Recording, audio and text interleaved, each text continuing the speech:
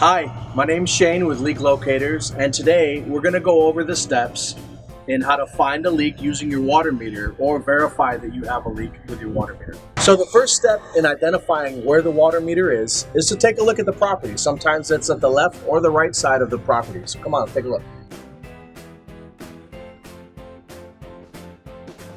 So in most Florida neighborhoods, you're going to have a water meter at a shared location with another house, typically like this. This is your water meter cover. If you open up this little lid. Now it's very, very important to remember that a lot of wildlife or critters can find their way inside of this and make their home. So you don't want to just go sticking your hand in there and reaching around. The best thing to do is have a meter key or a screwdriver and just kind of probe the area a little bit. Then we're going to want to remove the lid. Now the water meters are here. So we're going to want to open up the lid. You'll have a lot of dirt sometimes built up in these with some leaves or sometimes even underwater. Remove all that you have to. Open the lid. Sweep off the water meter's face.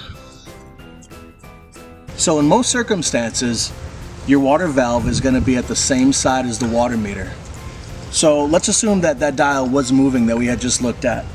What we would first do is turn off the water at this valve. Straight up and down is on, going this way is off. And then we're going to want to re-inspect the water meter. So again, let's assume that we had movement at that flow indication dial that we're looking at. So after we've identified that we have movement at the water meter, like we do, and it's very slight, but it's moving nonetheless, the faster that that dial will move, that indicates the larger the leak is. So now that we've verified that this does have movement, we've went to the side of the house to turn off the meter. We've come back to re-inspect, and it's still moving. So that indicates to us that we have a leak in the service line that goes from this meter to where it feeds into the house, somewhere underground, which is called your service line.